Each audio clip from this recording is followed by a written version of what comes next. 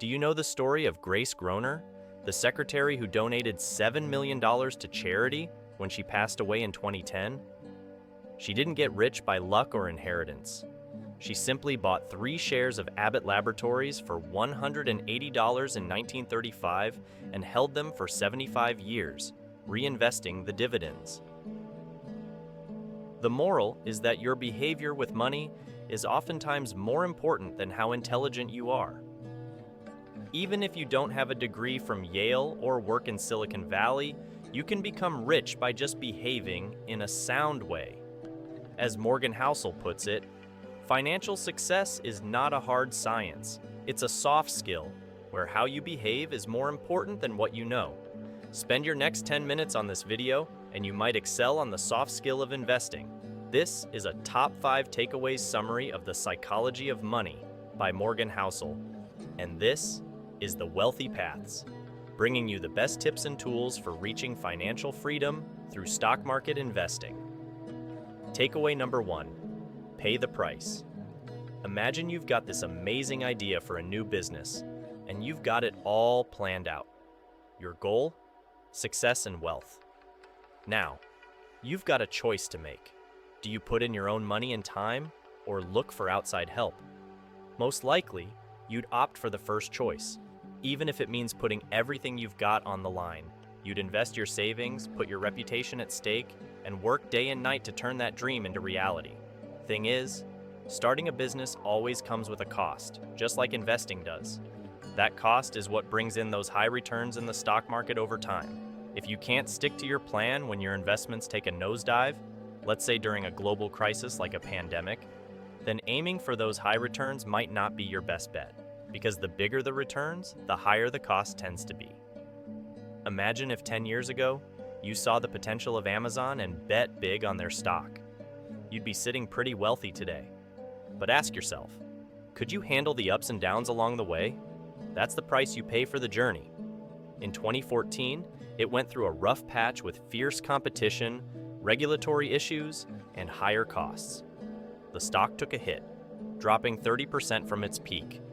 Imagine you were in the middle of that. Your portfolio returns would be in the dumps. What would you say to your family and friends? Can you handle the stress and uncertainty? Okay, the Amazon scenario is extreme, but even if you're not going all in like that, any investment plan comes with a dose of volatility.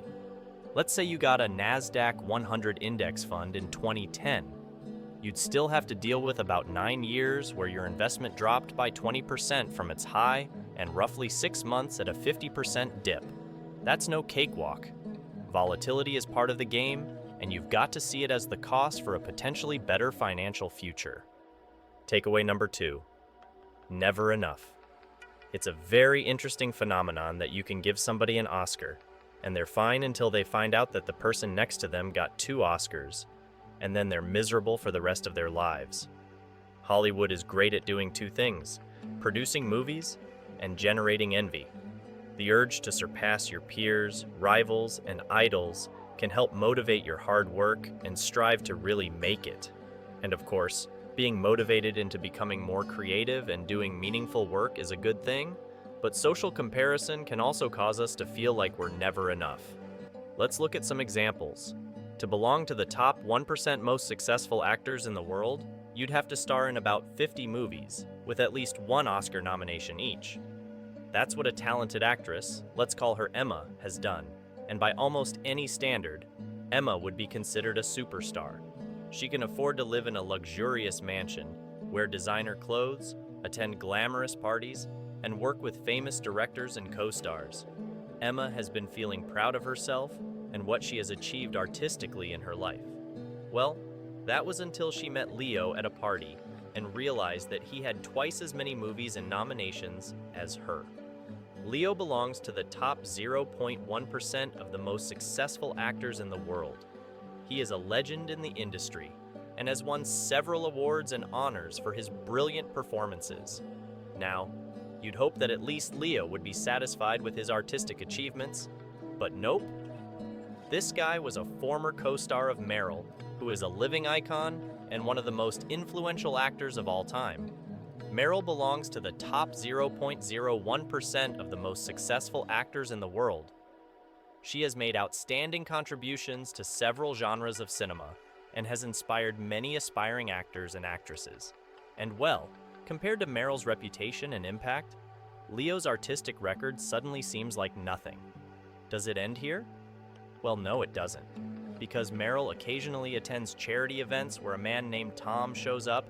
Tom is in the top 0.001% of the most successful actors in the world, and he is also the founder of a humanitarian organization. Using his acting chops and social influence, he's tackled some of humanity's most pressing issues, earning the respect and admiration of billions. Now that's quite the resume. But, as the saying goes, there's always a bigger fish. Envy, sparked by these kinds of comparisons, has driven folks to do some pretty foolish things throughout history. Some have fibbed about their accomplishments or strayed from their partners just to climb a higher pyramid, only to crash and burn, facing disgrace and humiliation. Others have resorted to sabotage or stealing, losing both personal integrity and credibility when the truth caught up with them. Many have neglected their health, only to see their careers crumble due to addiction or illness. Now, you might be tuning into this channel to pick up the secrets of successful investing, and that's great, so don't forget to subscribe to my channel. But there's a point where you need to realize that enough is enough. It's a reminder that success is valuable, but maintaining balance and integrity along the way is equally crucial. Takeaway number 3, no one's crazy. People have different views and values on money because of their diverse backgrounds and experiences. What looks crazy to you might be rational for someone else. Morgan illustrates this with frugality. Some billionaires live modestly and save a lot, while most Americans have little savings and spend a lot. This might seem crazy, but it makes sense from their perspectives. They have different reasons and goals for saving or spending money. To be a better investor, you need to respect these differences and not copy others blindly. You need to find your own risk level and area of expertise. For example, I didn't invest in Bitcoin because I don't understand it.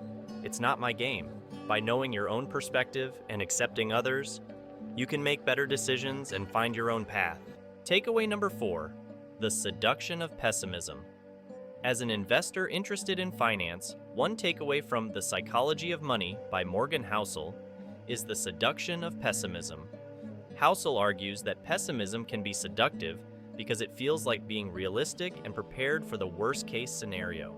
However, this mindset can lead to missed opportunities and poor investment decisions. Instead, Housel suggests focusing on the long term and having a plan for unexpected events. For example, during a market downturn, it may be tempting to sell off investments out of fear, but a long-term investor with a plan will stay the course and potentially benefit from the eventual recovery. Another example is the fear of missing out on a hot investment opportunity, which can lead to impulsive decisions and ultimately poor returns. By recognizing the seduction of pessimism and focusing on a long-term plan, investors can make better decisions and achieve their financial goals. So you are not going to get rich in the stock market without paying the price of volatility. Envy is the worst of the 7 deadly sins. Never risk what you have and need for what you don't have and don't need.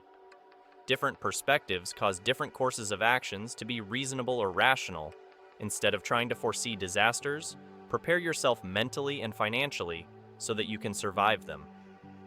Takeaway number 5, peekaboo. Some events have a huge impact on our society and the financial markets, but they are very hard to predict or anticipate. These are called black swans, a term coined by Nassim Taleb, one of my favorite authors.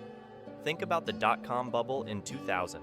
How would you react if the market lost almost half of its value in 1 year? Would you panic and sell everything, or would you stay calm and invest more? Here is an interesting fact.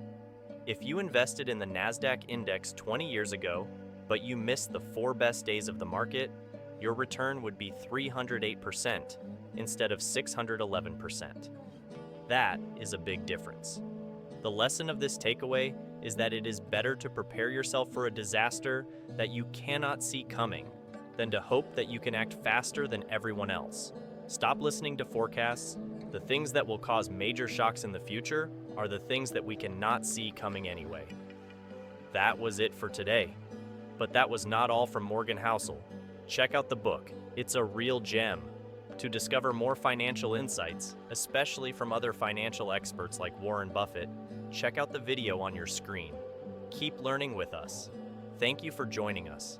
Until we meet again, start small, think big, and stay financially enlightened as you build your future.